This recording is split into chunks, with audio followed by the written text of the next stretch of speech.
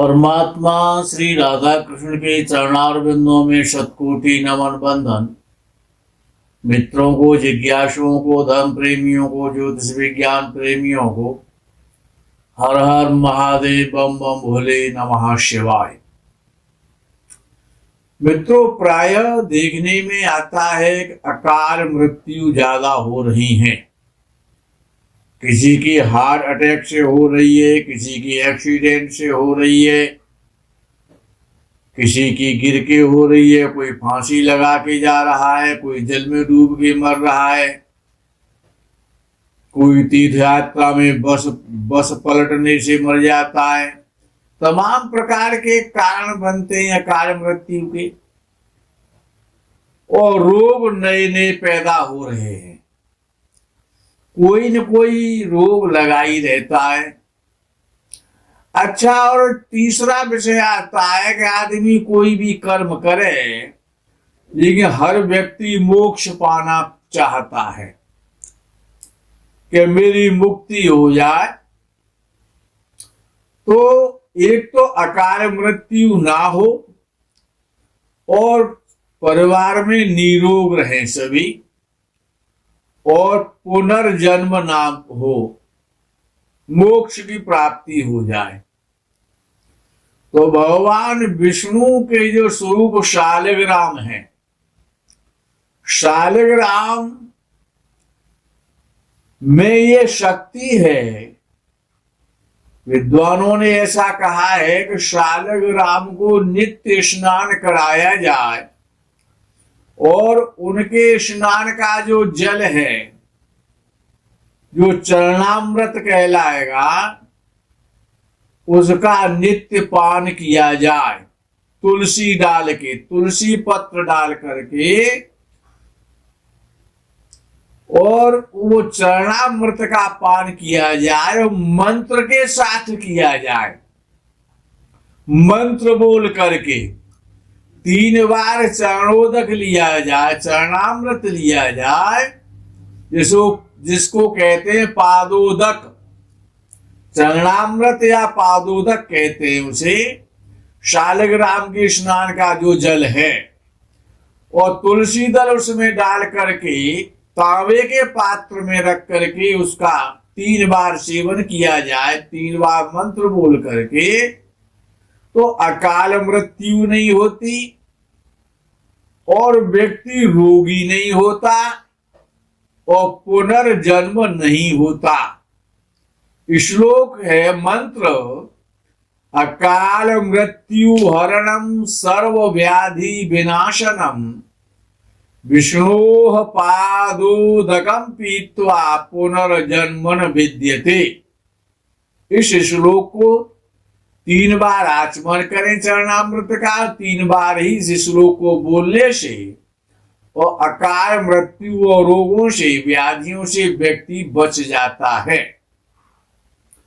एक दूसरा प्रयोग ये है कि प्रायः देखने में आता है, चाहे वो नगर शहर का वातावरण हो, चाहे ग्रामीण वातावरण हो, उसमें देखने में आता है कि लोगों को मिर्गी ज्यादा आती हैं, बेहोश हो जाते हैं, उन्माद पैदा हो जाता है।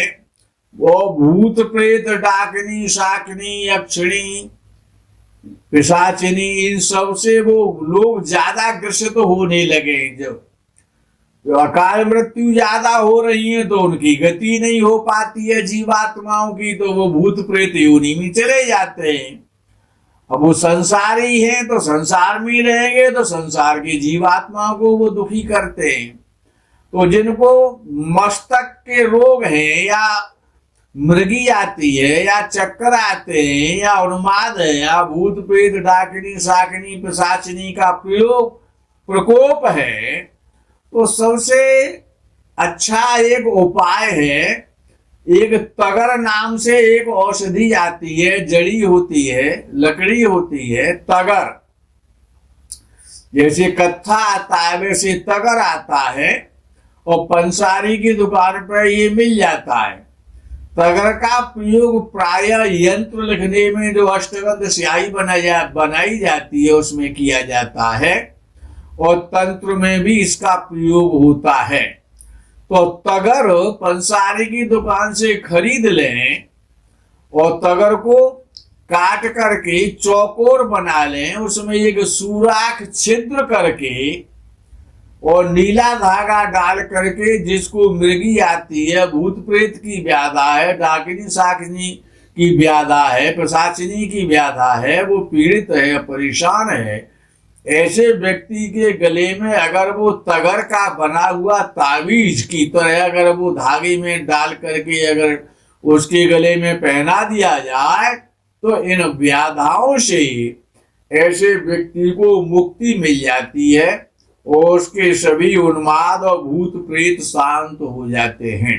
मित्रों, ग्रहों में ज्योतिष का विषय है हमारा, तो ग्रहों की बात करते हैं तो ग्रहों में 9 ग्रह हैं, जिनमें के चंद्र है, बुध है, बृहस्पति है और शुक्र है। 4 ग्रह शुभ ग्रह कहलाते हैं। इनकी दृष्टि भी शुभ होती है और ये शुभ भी होते हैं, जहां पर भी बैठते हैं वहां पर शुभ ही करते हैं। अब अशुभ ग्रह 5 हैं, जिनको क्रूर ग्रह कहते हैं और पापक ग्रह कहते हैं। तो पापक ग्रहों की पाप दृष्टि होती है और क्रूर ग्रहों की दृष्टि क्रूर होती है, शुभ ग्रहों की दृष्टि शुभ दृष्टि होती है। ये तो ग्रहों की दृष्टि हो गई, लेकिन भावों के जो भावेश होते हैं, जैसे 6ठ भाव है, 8म भाव है और 12 भाव है, इन भावों के जो स्वामी होते हैं, 6ठ भाव का स्वामी षष्ठेश कोई भी ग्रह क्यों ना हो, उसकी दृष्टि हमेशा अशुभ ही होगी, पापत्व वाली होगी, पीड़ा देने वाली होगी, कष्ट देने वाली होगी। षष्ठेश की दृष्टि, चाहे वो षष्ठेश बृहस्पति ही क्यों ना हो, शुक्र ही क्यों ना हो, यदि उसकी दृष्टि किसी ग्रह पर, किसी भाव पर यदि जा रही है तो वो अशुभ ही परिणाम देगी। अष्टमेश की दृष्टि सर्वाधिक अशुभ होती है। जैसे कि अष्टमेश कुंडली में 8म भाव के अलावा कहीं पर भी जब बैठ जाता है तो वो हमेशा गलत ही करेगा।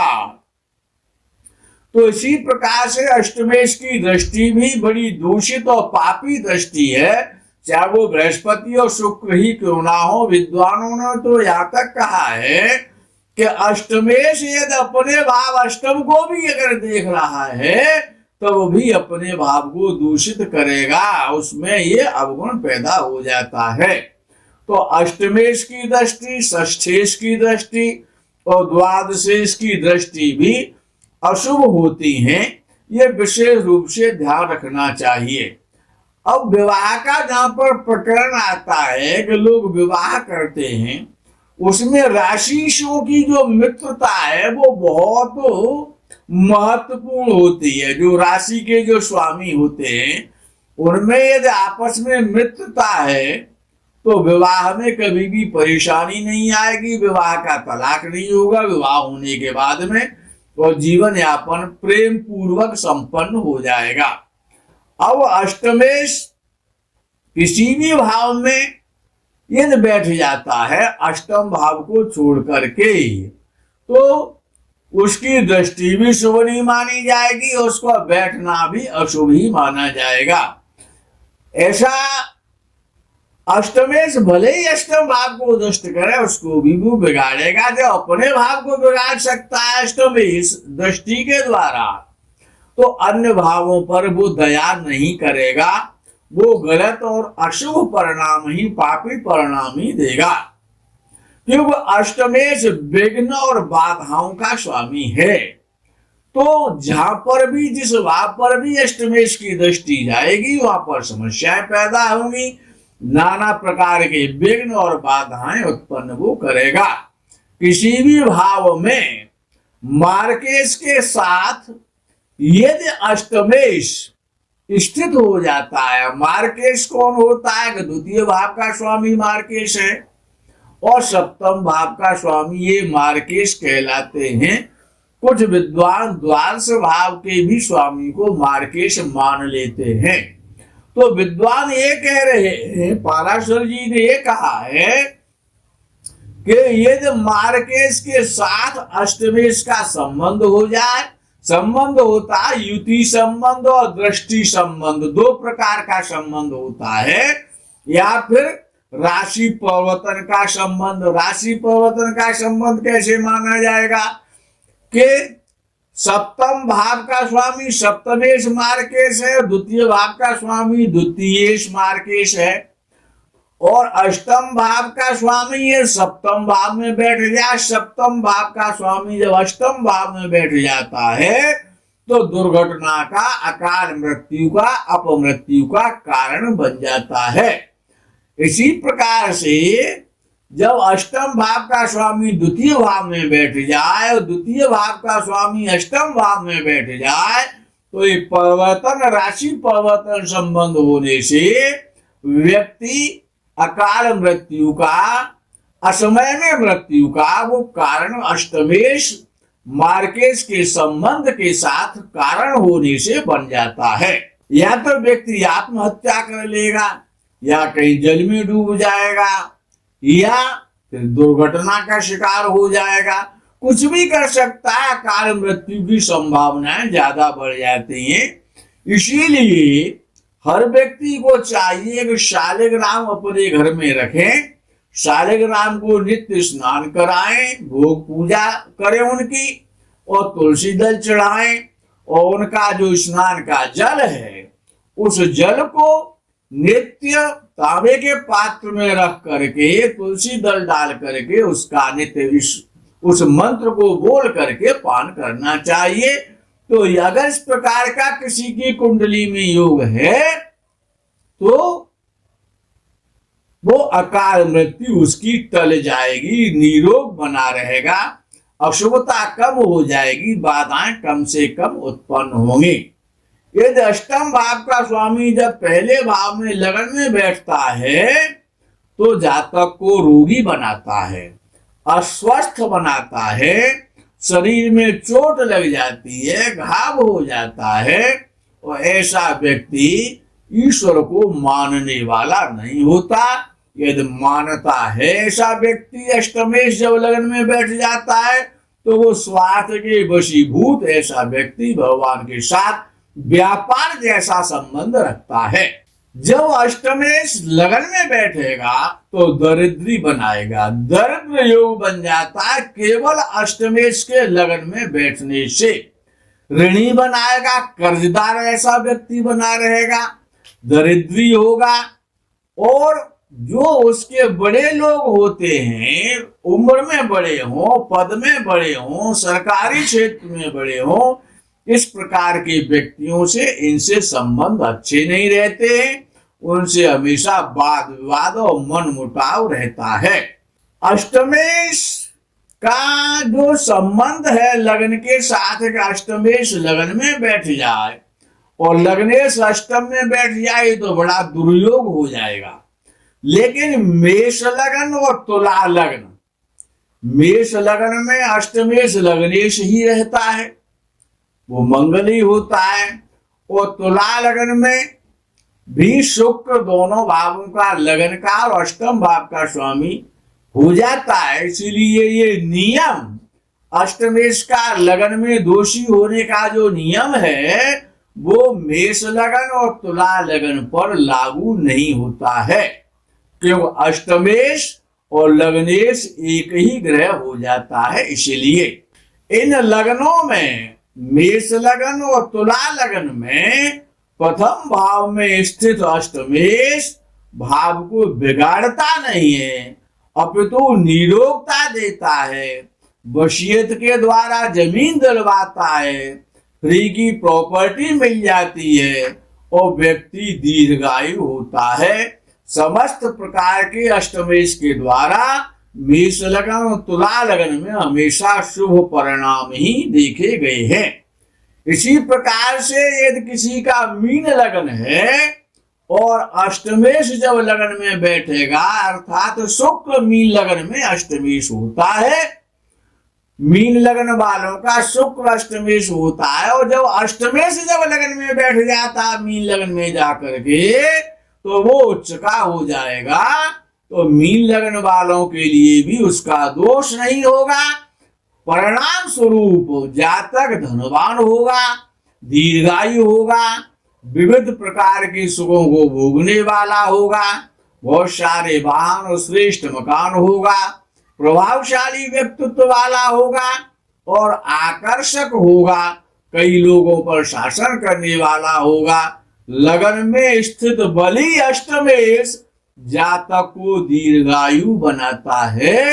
यदि अष्टमेश कमजोर है और वो द्वितीय भाव में बैठ जाए, भाग्यवशात अष्टमेश का द्वितीय भाव में बैठने का मतलब है कि व्यक्ति आजीवन रोगी रहेगा, व्यक्ति परेशान रहेगा, आंखों के रोग हो जाएंगे, दांतों के रोग हो जाएंगे, मुख के रोग हो जाएंगे, भोजन करने का समय नहीं होगा, उल्टा सीधा खान पान करने वाला होगा और ऐसा जातक शारीरिक पौरुष से भी विहीन हो जाता है। धन संपत्ति की परेशानी रहेगी, खोई हुई यदि कोई वस्तु खो जाएगी तो उसको प्राप्त नहीं होगी। धन संपत्ति बार बार प्राप्त करेगा और बार बार वो धन संपत्ति उसकी नष्ट हो जाएगी, धन कभी रुकेगा नहीं। द्वितीय भाव में अष्टमेश अपने भाव को दृष्ट तो करता है, तो जातक को पैतृक संपत्ति देता है, छुपा हुआ धन प्राप्त कराता है और लंबी आयु देता है और विदेश की यात्राओं में भी सहायक हो जाता है। अष्टमेश की यद्यपि ये द्वितीय भाव में बैठने की जो स्थिति है वो जीवन जीने के लिए, स्वास्थ्य के लिए शुभ नहीं होती है। और यदि अष्टम भाव का स्वामी अष्टमेश जब किसी का तीसरे भाव में यानी अष्टम से अष्टम भाव में जब बैठ जाता है, लगन से तृतीय भाव में बैठ जाता है, तो जातक की आयु बहुत लंबी होती है। सबसे पहले तो वह आयु को लंबा होगा, लंबी आयु कर देगा, आयु के लिए बहुत अच्छा सिद्ध होगा। लेकिन अष्टमेश की नवम भाव पर जो दृष्टि जाएगी, क्योंकि अष्टमेश की दृष्टि भी खराब है, तो जब नवम भाव पर तीसरे भाव में अष्टम से अष्टम में बैठने पर जब अष्टमेश की दृष्टि भाग्य स्थान पर जाएगी तो भाग्य को बिगाड़ेगी, भाग्य साथ नहीं देगा, परेशानियां ज्यादा आएंगी। अष्टमेश और षष्ठेश की दृष्टि दुष्प्रभाव देती ही देती है और द्वादशेश की भी दृष्टि कभी भी अच्छा परिणाम जातक को नहीं दे सकती। परिणाम तो जब अष्टमेश अपने भाव से अष्टम में, लगन से तीसरे भाव में बैठेगा तो पिता से शत्रुता हो जाएगी, भाइयों से बहनों से परेशानियां आएंगी, भय व्याप्त होगा, मानसिक संताप होगा। ऐसा जातक पौरुष और सेवा से रहित होगा। मित्रों, आज के प्रकरण में यही विराम करते हैं, आगे के प्रकरण का आप इंतजार करें। तब तक के लिए हर हर महादेव, बम बम भोले नमः शिवाय, जय गो माता दी।